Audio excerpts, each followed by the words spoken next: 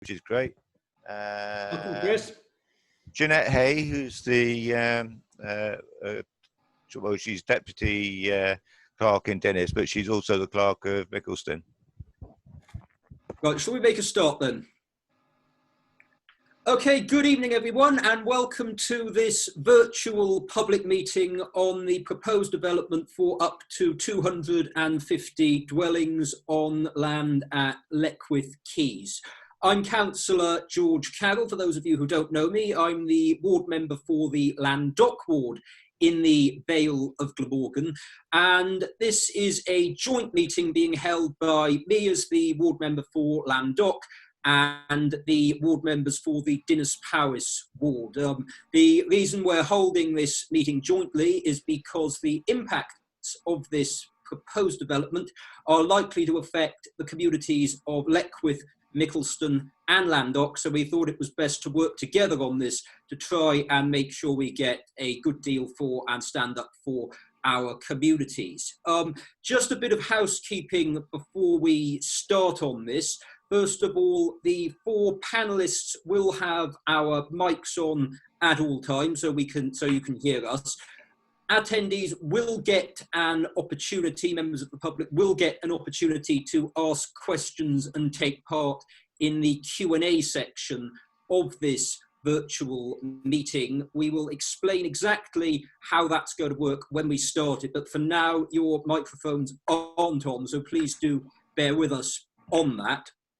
One other thing as well, obviously, we can't meet in person at the moment because of the current crisis that's going on. So we are trying to do things a bit differently to reach out to and engage with the community.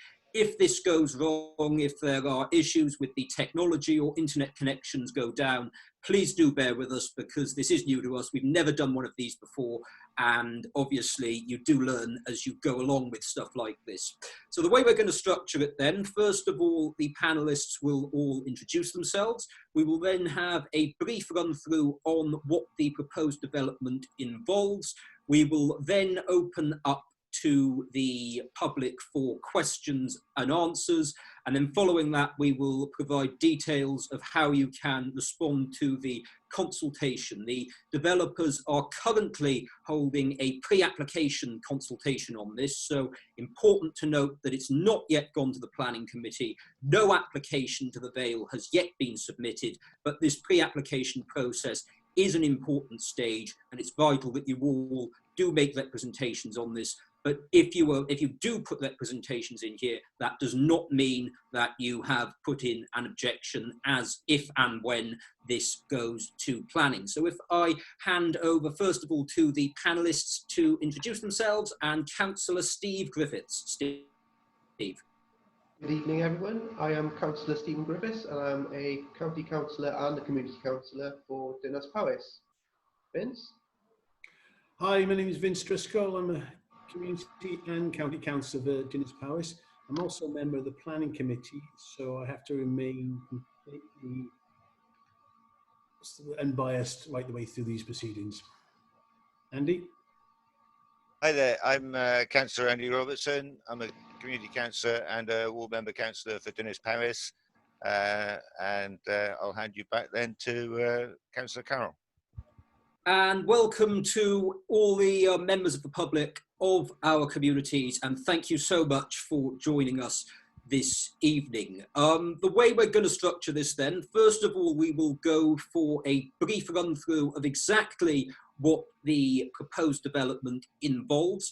I'll first of all hand over to Vince to talk about that, and then following that I will hand over to Andy, who's going to talk about specifically about the proposed traffic and access arrangements, including plans to demolish the existing road bridge that carries Leckwith Road across the River Ely. So we'll come on to that later, but first of all, I will hand over to Vince. As Vince just said, he is a member of the Vale Council's Planning Committee, so he does have to keep an open mind on this in case this development goes forward to planning, and he has to make a judgment on that because this does operate in a quasi-judicial manner. But for the moment, he's just going to give a brief run through of what the proposed development involves. Vince. Thanks, George. This development is for 250 dwellings, 95 flats, 78 duplex dwellings, and 55 houses. It's split into two sides of the river, sorry, two sides of the road, the North Plateau and the South Plateau, and it's at the bottom of Leckwith Hill, this side of Cardiff. It's located outside of the defined settlement area, so therefore it's classed as countryside, which is, it could be setting a big precedent.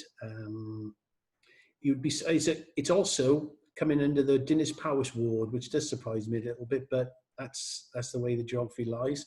And so it'll be Dinas Powys ward, which is probably putting pressure on the health centres and the schools in Dinas Powys. That's from me. I'll pass you over to Andy now. Okay, thanks for that, Vince. Right, to a lot of people, they'll say, well, why are we worried about a development which actually is quite a long way from Dinas Powys? It's actually even a fair distance from Leckwith and Mickleston. There are issues here, though. The intention of the developer is to remove the existing bridge, which, according to them, and we haven't had confirmation of this from the Vale yet, is in a parlous condition and would have to be closed to traffic at some point fairly soon anyway. The intention is that they will build a replacement bridge. I don't know if you're all aware of the little medieval Packhorse Bridge, which is just upstream of the Edwardian Bridge or Victorian Bridge or whatever it is. But the intention is to build the new bridge slightly further upstream again from the Packhorse Bridge. Now, I've got a lot of concerns about this. Once they put the new bridge in, the intention is that there should be two junctions going into the new development to the north and to the south of the main road. And this will be controlled, these junctions will be controlled by traffic lights. Now, this means that there's going to be a sharper corner at the bottom of Leckwith Hill, and immediately as you come into that corner, you're going to hit this new set of traffic lights, which will give the two distributors to the development. And then just past those traffic lights, you'll then hit the traffic lights for the main roundabout, which leads onto Link Road. This is causing us a lot of concern for all sorts of reasons. First of all, there's the actual construction.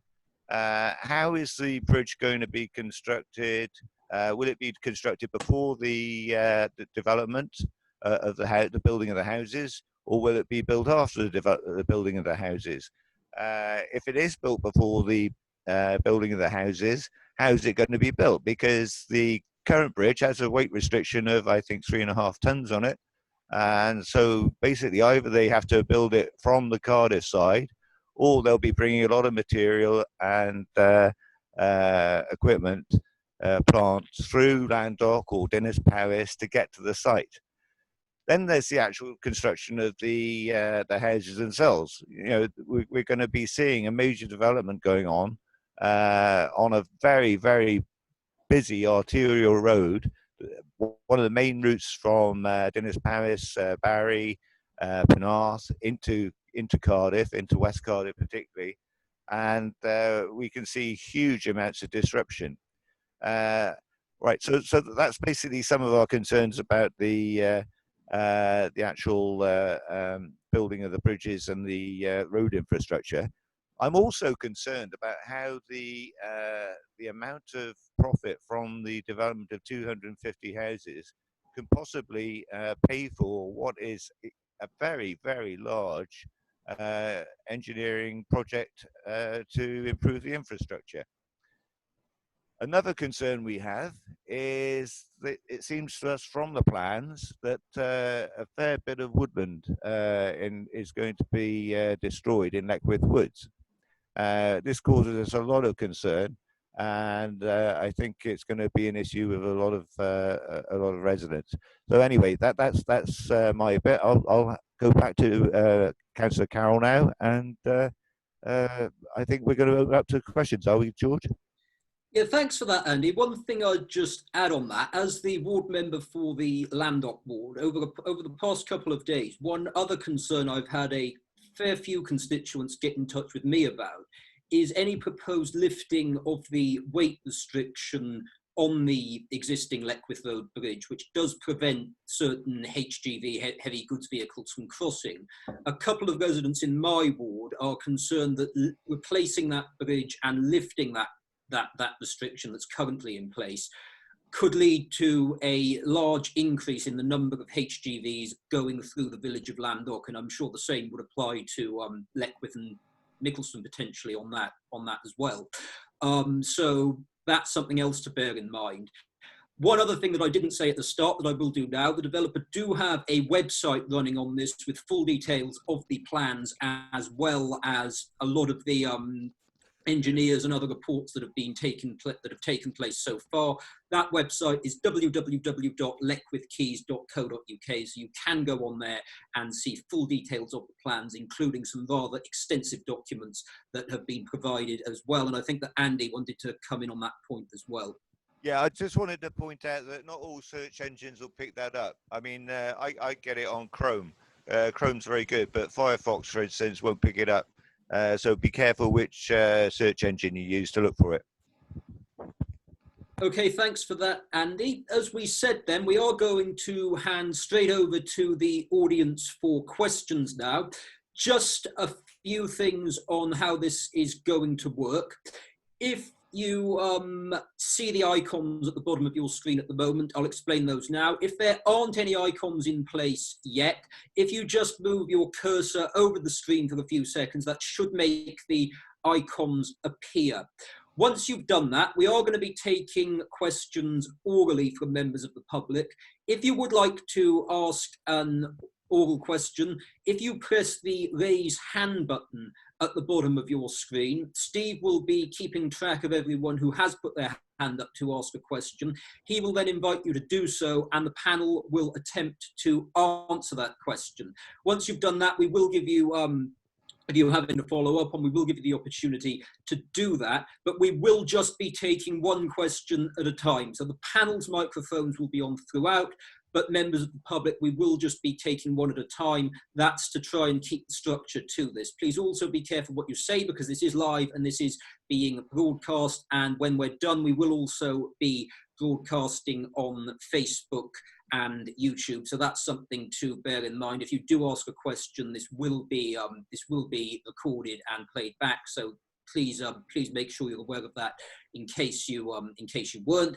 And the other thing, before you use your microphone on your computer, please make sure that your microphone is switched on and that you click the unmute button so that we can all hear you. If you'd rather not ask a question verbally and would instead prefer to type it, instead if you use the Q&A icon at the bottom of your screen, that will give you the opportunity to do so. And as we go along, the panel will take the opportunity to answer those questions as well. So hopefully that's all clear. If you do have further questions, you should be able to use the Q&A section to ask them. But now I will hand over to Steve, who is going to chair the Q&A section.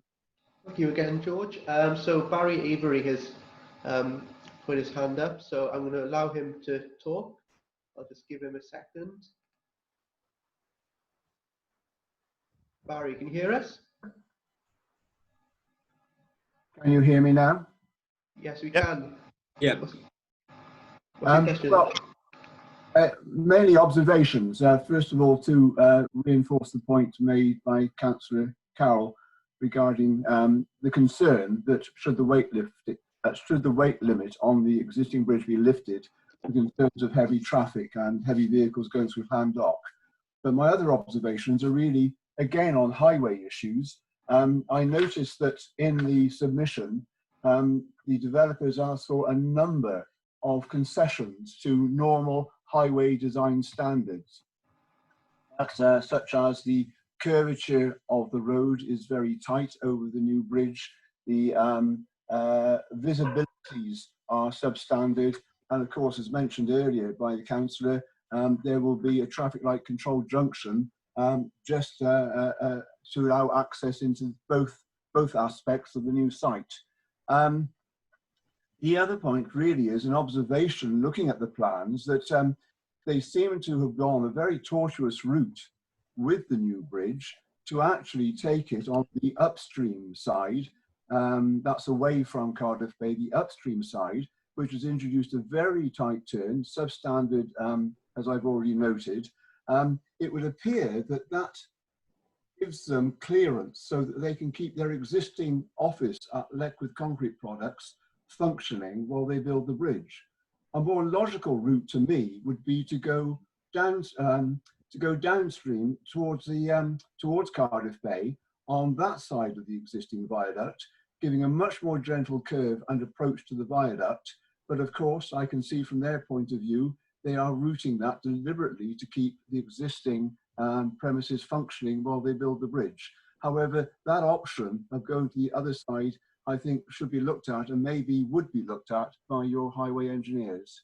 That's the limit of my observation, other than to support the other observation made that the route as proposed goes into protected woodland. Otherwise, that's all I have to say. Am I okay to just come back on that a bit, Steve? Sure, carry on. Yeah, I think I'm right in saying your professional background is in highways engineering, isn't it, Barry? That's correct. From the yes. conversations we've had previously, yeah. Yes. One thing I perhaps should have said at the start, none of us have any professional background or qualification in this. We are councillors on the Vale Council, obviously, but we are very much lay people. So actually, Barry comes at this from a lot more knowledge and perspective than any of us do. But I think that he's raised a number of important points on this, particularly in relation to deviating from certain standards. I wouldn't be confident enough to speak on whether that's commonplace or not, but I certainly think it's something that's of concern to us, and we should certainly be asking questions on that of the highways team, because it's clear that we need to make sure we get this right. I think you've hit the nail on the head there, Barry, with the tightness of that curve at the bottom of the hill. It looks quite frightening to me. I mean, Leckwith Hill is a pretty steep hill. There's an escape track actually going off that corner at present. If they make that corner tighter, and then it's carrying on dropping down to where the new bridge will be, and a new junction, I find that quite scary personally. Okay. Okay, did you have anything else you wanted to say on that, Barry? No, thank you. I've made all the points, and I recognise the comments you've made back, and I hope that you'll be able to take some of those observations forward. No, absolutely, Thank you, we Barry. will. And thank you for getting involved and for providing us with your expertise on that one. Okay, thank you very much. Now we should move forward to Jill. Hopefully you'll... Hi Jill, Hello? can you hear us? Yes, I can hear you. Can you hear me? Yes. Yes, Hi, we Jill. can. How you Great, doing, Jill? good. All right? Good, yes. Struggling with technology, but there you go. Yes, I'm representing Mickleston Le Pitt with Leckwith Community Council, and we have discussed this before. As you can imagine, we're not at all happy about it for all the reasons that you have mentioned. I mean, our main objections, as I think they are for most people, are to do with the effects it's going to have on the traffic locally, and also the destruction of natural habitat. We can't really understand, as Andy said, where the economics are going with this. I mean, obviously, in order to have any money at all to build infrastructure like the bridge, they've got to cram as many as possible onto that site. But it's really, we don't think that's at all a suitable site. 250 dwellings, it's ridiculous. It's a site where they admit that the ground is polluted. It's on a floodplain or a flood.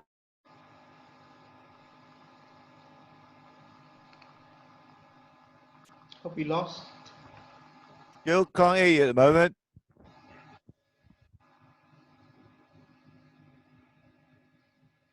Okay. Okay, what I would say on that, Steve, if we try going back to Jill later, in case there's obviously been an internet connection issue or something, so we'll try and get that back. I think the Jill's comments you made back about though. the Maybe floodplain. Jill, you still there? No. I think the comments you made about the floodplain was important, though. I don't know if any of my colleagues from Dinas Powys would be better placed to comment on that, because I know there have been well-documented issues with flooding down there. Sorry, George. The Ely isn't tidal anymore since the barrage was built. I don't think the floodplain at that point is an issue. I don't think it's going to cause flooding anywhere to build houses there. The depth of the Ely is controlled by the barrage now. So unfortunately, it'd be nice if that was an issue we could raise, but I don't think it is. Can I come in on something that Jill touched on earlier? Yeah. About the economics of it. I mean, we're not sort of privy to the costings of it, but I'd say on a development like this, a 106 contributions would be probably several million. Now, if they can prove viability, i.e., they're not going to make a lot of money on this development, then they'd be exempt from that. Now, if they're spending millions and millions on this bridge, and once again, like I said, I'm not an expert, they would be exempt from paying 106. So maybe they're paying for the bridge as opposed to 106. Now, if the bridge is in such a bad state of repairs, which the planning officer in charge from the Vale has told me it is, then this is going to have to be done eventually. But the only trouble is, if they don't put 106 money into the council, then services suffer. There's no more money. The money doesn't go into education. They're going to probably need more classrooms, etc., etc. So it's a balancing act, and I think we need to ask these questions closer to the date when this application comes through. No, absolutely, and it's certainly worth putting the questions to the developers now as well. That's one thing I would say. As I stressed earlier, this is a pre-application consultation, so it's not gone to the planning department yet. No application has gone in on it, but it's important that we make these observations now, because ultimately, if you don't take up this opportunity, it's only going to pass you by. So it's important to engage with all stages of the process, and that includes the pre-application phase. Okay. Hey Jill, can you hear us? Oh, hello. Yeah, I don't know what happened. I had another Zoom meeting this afternoon. The same thing happened. I've more or less Technology. I know it's what. Well, I mean, we won't mention the broadband service in this area. I've more or less said what I want to say. I think one of our great concerns would be the natural habitat, and it just seems amazing to me that with the hundreds and hundreds of sheets of paper that they've produced, and actually seem to be examining every tiny square inch of the proposed site in their preparation, they still aren't able to tell us how many trees they're going to cut down.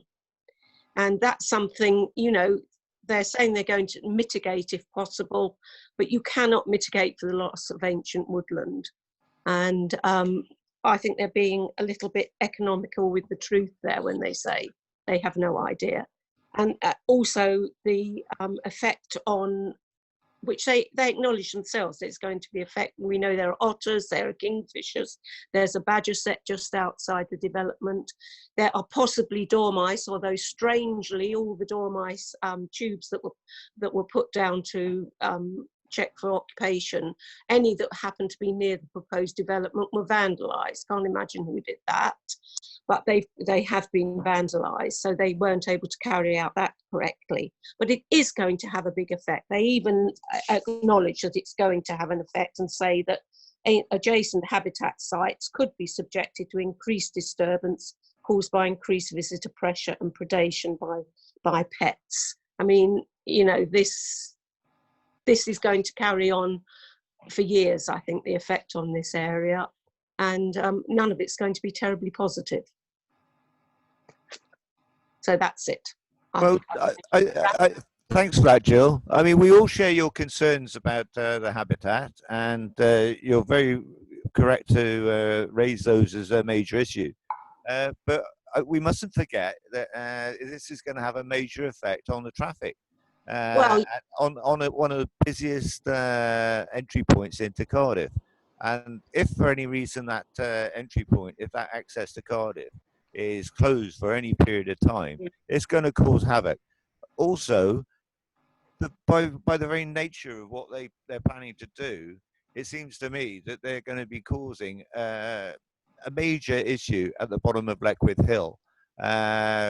It's going to make it pretty dangerous getting from the top of Leckwith Hill into Cardiff. And I don't think any of us want to see that. And it'll increase traffic generally. So, I mean, we can't have that really. no. No, I absolutely agree there. I didn't emphasise the traffic so much because I felt that had been emphasised by other members. But that was our primary concern, obviously, the problem that it's going to cause, not just during the construction, but afterwards. I agree with you. It seems the most unsatisfactory solution to the problem of the bridge there.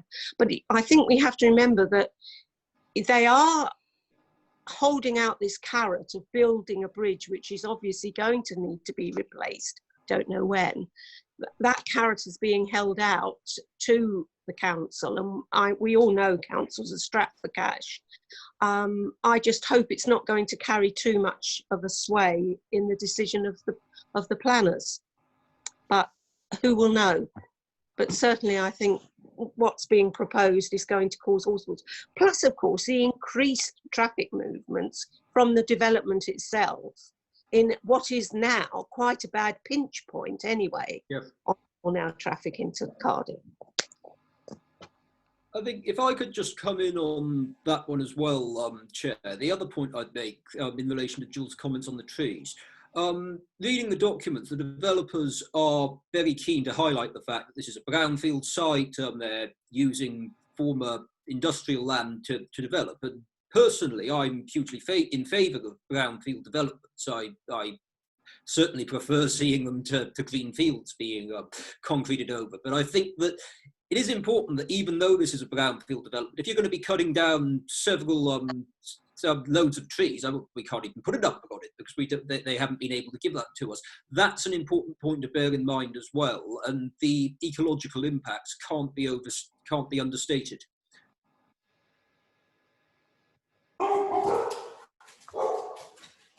Okay, thank you, Jill. Thank you. Thank you very much. So we have a question on the question and Q&A section of Zoom. And it goes like this: isn't the proposed development very low-lying and possibly prone to flooding when the river rises in inclement weather? So I would suggest yes, looking at the actual pictures. What do you guys think? Well, if I could just come in there, like I've just said, I think the level of the river really is now controlled by the barrage. So in actual fact, I'm not sure that is a massive issue. The Ely used to be prone to some flooding upstream with a spring tide and heavy rain, but I don't think that's particularly an issue anymore. I could be wrong, but I think that's the way it is. Just one thing to add on that. I noticed on the Q&A that question was from Councillor George Carroll. Now, it wasn't from me, I can assure you of that. I'm just thinking it might be, we've never used this before, it might be because you may have clicked the link that I emailed out to residents on this. Doesn't matter who it was, perfectly good question, but just wanted to clarify in case anyone was wondering. No, I'm not putting questions in myself to try and get to it, to try and stimulate the debate. So that wasn't me. That was genuinely a member of the public. Can I answer the question from Co-Production Network, who asked about the affordable housing? Normally on a development list, you'd have 30% minimum, depending on the area. Dinas Powys is actually classed at 40% has to be social housing, but that comes into the viability of it, the development.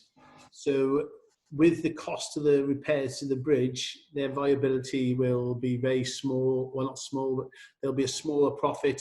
I've got a feeling that they will probably get away with have to put in social housing as well as having to contribute to 106. So economics, as Jill touched on earlier, they don't seem to stack up, but I'm sure this company knows exactly what they're doing. Just had confirmation that it was Pam James, who's one of my constituents. So evening, Pam, thanks for joining us, and that clears that one up. Okay, we've had two observations in the chat as well. The same person, to do with concerns about more dense housing in the area, and the second one then is to do with broadband, and how much worse it'll actually get because of the extra housing and obviously the sharing of the contention.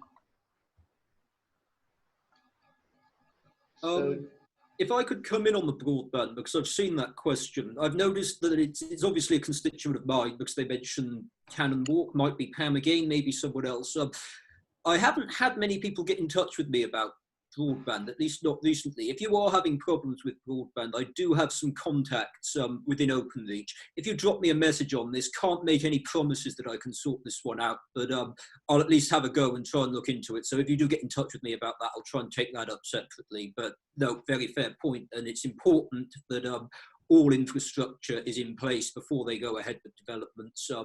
I've been a big critic of other developments. There's one that has sadly had planning approval at the top of my ward, opposite the garage on Leckwith Road. And again, it's all very well putting things up, but if you haven't got the proper infrastructure in place, all it's going to do is create extra pressures to those that exist already.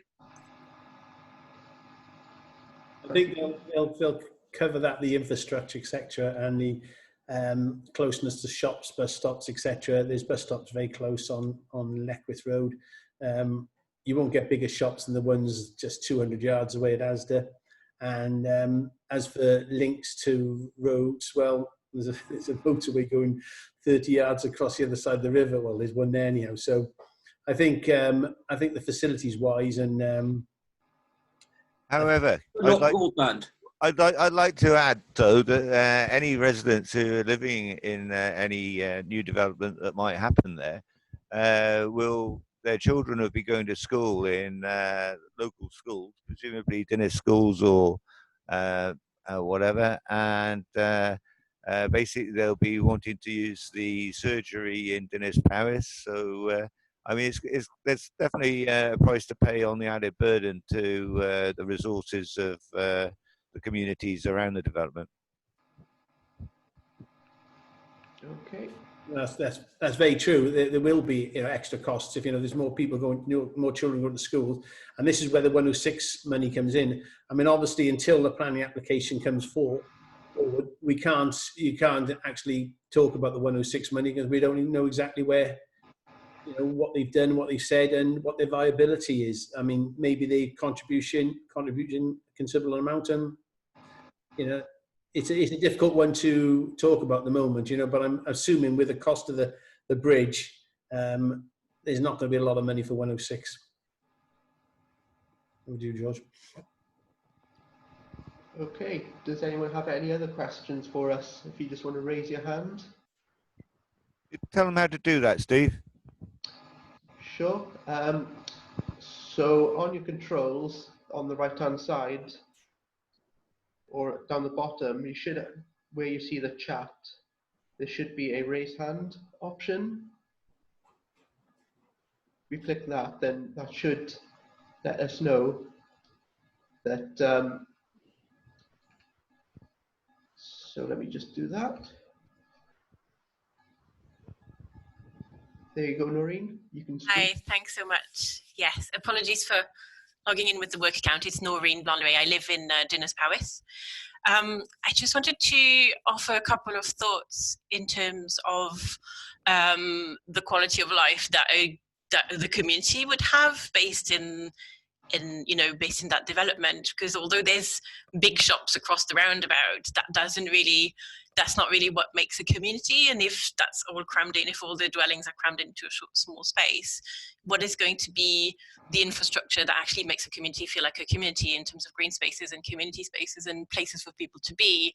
I'm worried that it's just going to be a lot of dwellings that everybody will have to drive out of in the morning and everybody will come back to at night, and it's going to be a lot of car use. Where are the sustainable cycling options or travel options? Where's the cycling routes? Where's the actual, where is the infrastructure that makes a community feel like a community, that brings that social capital and that fabric knitting the community together to bring resilience there? That's what I'm going to be worried about in terms of where, how are people going to connect with others in order to have a good quality of life and that local well-being, not just access to the economic resources in the area. That's my thought that I wanted to drop into it. That's my concern. I guess my question on the back of that is that an argument that we can make? Does that argument carry any weight? Is that a recourse that we can drop in terms of the comments we have on the application? Is that a point that I hope that would be valid, but I don't know. I'm not experienced enough in these sorts of processes to know if it's something a ground on which we can object. Yeah, I think that's a very valid point, and I think part of the problem is the people who do live in that new development, if it happens, won't be quite sure whether they're Cardiff people or whether they're Vale, Dinas, Paris, Llandough people. And I think this is always a problem with mid-size developments, is what is being put into the development, which will actually make it an attractive place to live. And we know from experience that just having 250 houses, when it's detached from any sort of recognised settlement, as this one will be, when you have 250 houses without any sort of like meeting places or schools or pubs or village halls, then yeah, I totally understand what you're saying, and I think it could be put forward to the developers and the cycle routes and walk and footpaths. I think that's an important issue as well. Thank you. Anyone to add to that? If not, no, I think that I'd just say I agree. I think that with any new community, it's important to try and make them seem like a community rather than just a bunch of houses that have been put up somewhere and have very little spirit on them. I mean, I can only concur with that. I don't think you have to go far to see similar situations along the river where these high-rise apartment blocks. They don't seem to have much of a community there. It doesn't seem to matter so much for people anymore, sadly. Yeah. And I think that's one point with this development, in that if you look at the proposed split, at least the initial proposed split, I appreciate there's scope for that to change with it being up to 250, but there are more flats than houses, and then there's some sort of flat. I'm not sure what are they actually calling them? There's sort of a flat house hybrid. Duplex dwellings. Yeah, so it again building a sense of community, and may not be that easy with that sort of balance as well. No, not at all. Well, people don't seem to be bothered by that anymore, as Vince said. You get these. I mean, they're not ghettos because they're presumably quite nice places to live, but people seem to like living in. It's like almost getting on towards being a gated community, isn't it? They maybe they're going to feel safer there. I don't know. I mean, I certainly wouldn't use that word to describe it. But I think that one thing the past couple of months have shown is actually a sort of a revival of that sense of community spirit. I know in Llandough I've seen it, people having socially distant street parties for VE Day, lots of people helping each other out with mutual aid, people who are self-isolating, other people putting themselves out to help. And I think that that's something to be welcomed. And obviously, moving forward, I think one of the lessons from that would be to try and build communities. Can't always be done, admittedly, but at least try and build communities where that can be conducive to that. Yeah, but Llandought's already a community. It's got a church. It's got the Legion. It's got the Harriers. Has it still got a school? I think it's still got It a has school. got the school. One thing we don't have though is a We shop. don't have the shops I anymore. I keep getting asked about that, but well, technically we do have a shop actually, Andy, because there's a spa in the hospital. But in terms of the old complex that people talk about, Mr. Smith with the post office and all that's long gone, unfortunately, and being replaced by flats, funnily enough. When can I bring up another topic? Actually, it's one that comes up quite frequently, and I know one of the local councillors on our participants has brought it up several times. The Cardiff expanded into the Vale. This settlement is on the edge of Cardiff, and it's basically expanding Cardiff into the Vale of Glamorgan. Is this something that we should be welcoming or we should be against? Obviously, I've got to have my unbiased opinion on this, but it's long been worried that Cardiff are going to look to the Vale of Glamorgan as an area where they can house their overspill. Just something that maybe people can bring up in their own consultation replies. I don't need to give an unbiased opinion because I'm not on planning, so I'm not bound by that. No, I think it's important that the Vale retains its distinct identity, and we certainly should not be used as overspill from anywhere, and that would that is an important point. And building something so close to the boundary obviously would have an impact on that. Thank you, George. Okay, we have another question in the Q&A. Are there going to be any open spaces or gardens? Who would like to answer that? Is yes in the plan, isn't it?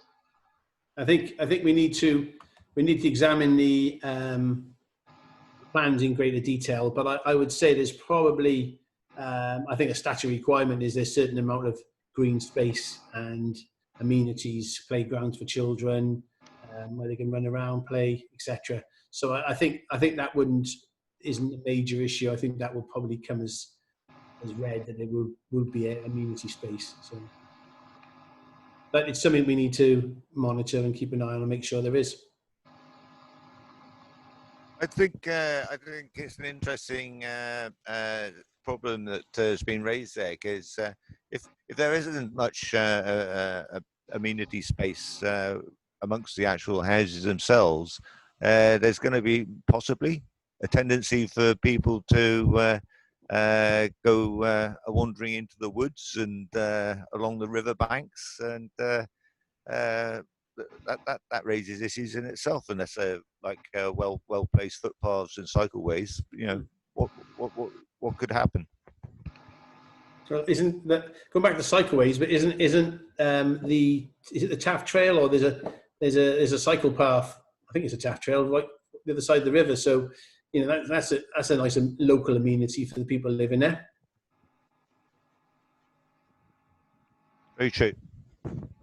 Right, do we have any more questions waiting in the Q&A, Steve? No, that's it. Thank you. Right, what I think it might be a good idea to do now then, obviously, if you still want to ask a question while we're broadcasting, please do, because we can always come back to you. In the meantime, if we just do a brief section on the pre-application consultation that's currently running, just so that people are aware exactly how that's going to work and how you can respond to it. As I explained at the start, the developers do have a website. There are issues with certain search engines on that, but that Andy explained, but the web address is www.leckwithkeys.co.uk, and I think the best way of doing it would probably be to just copy and paste the URL in rather than try and use a search engine. One other thing you can do, if you're on my e-newsletter list, I'll be emailing a link out on that. I have done already. On my Facebook page, I've also put the link up there. So if you just click the link, that should take you straight there. In terms of the consultation itself, it is open until Friday the 19th of June, so you have got a few days to put your responses in. That's why we've decided to hold this meeting today, to give you a chance to sort of digest everything, understand what's happening, and then put responses in. A few concerns have been raised already, so please do use those. If you would like assistance or help with the sort of comments that can be put in, we will be circulating a crib sheet on that. If you're on my email list already, I will send that out. The guys from Dinas Powers, if you're on their email list, they will do the same. If you're not, please drop us an email and we will make sure that you get it. But as I said, consultation closes this Friday, and responses can be sent to info@leckwithkeys.co.uk. That's info@leckwithkeys.co.uk. That's where the responses need to go. As I explained at the start, this is not a planning application. This is a pre-application consultation. So just because you have put in either an observation, an objection, comments on this, that's not an objection to the planning application itself. You will need to put an objection in or comments in again when or if this goes to planning, should you so wish. But nonetheless, please do take part with this process. It is important, and it's important that we make our voices heard on this, because from my point of view, the concern relates primarily to traffic flow in Llandough if this extra junction causes tailbacks up Leckwith Road. Other people and other communities will have different concerns potentially, but it's important that we all make our voices heard on this. I don't know if any of the other panelists want to come in on that. No, I'm fine, thanks. I just agree with everything you said. I mean, basically, traffic is an issue, but there are certainly environmental questions to be asked about this development. And I mean, the disruption to the traffic flows, which we know are very heavy there, especially at peak times, is going to be a major problem with this development going ahead. So it's a difficult one, but I think by and large, I think we have to. I feel I'm building up head of steam to be opposed to it. Just one other thing, I've noticed that another question on the Q&A has come in from Carol Robertson, Councillor Carol Robertson from Leckwith and Mickleston Community Council. Evening, Carol. Question, will the councillors be responding? I can't speak for my fellow panellists. I certainly will be. My objections or concerns will be related mainly towards the road. As I said, I do have concerns about traffic flow on Leckwith Road, so I'll be putting those across as part of the consultation, and I think I will need to hand over to my fellow panellists on this one so that they can answer for themselves. Thank you, Carol. I wouldn't dare not respond after that. As I explained previously, Councillor Driscoll is in a difficult position on this because he sits on the planning committee, so he has to keep an open mind. But his fellow councillors for Dinas Powers certainly don't, and I'm sure they will be responding. One other person to mention who's not here with us this evening, he couldn't be with us, but he has been working with us on this. That's Councillor Robert Crowley, who is the fourth member for Dinas Powers, for the Dinas Powers ward. Rob sends his apologies tonight. He has been working with us on this as well, as we said, and he will continue to be available to assist you moving forward. And I think with there being no further questions, we've been going about 50 minutes, so that was pretty good going for our first attempt. I'd just like to thank everyone for joining us. I hope this has worked for everyone. If it hasn't, I send our apologies, because obviously we haven't done this before. I hadn't even heard of Zoom 3 months ago, to be honest with you, and now we're broadcasting out a panel discussion to all our respective wards. So it's amazing how we can adapt when we need to. But thank you all for joining us on this. As I said, the consultation closes Friday, so please make sure you get your objections or observations in that address. That they need to be sent to info@leckwithkeys.co.uk. Thank you to my fellow panelists as well. Thank you for joining us. And if you have any further questions, do let us know. As I said at the start, this is being recorded. We will put it out on our respective Facebook pages. I'll put it on my YouTube channel. I will also put a link out to everyone on my email list as well. And we will, as this moves forward, whether a full application goes in or not, if it does, we will hold another meeting to make sure that we engage. Hopefully that will be at a time when we can do it in person, because as fun as it is to do it by with the technology, it is better to see people in person and speak to people in person. Obviously we can't do that at the moment, but and this is very much the second best option. For those of you who are hard of hearing as well, like I do with my Llandough Live events, I will also be putting out a transcript of the questions and answers so that you can read that, and I'll be sending that out as part of my e-newsletter, and I'm sure the Dinas guys will do the same, and that means that we're all keeping everyone up to date as best we can. So thank you for joining us, and have a good evening. Take care. Thanks, George.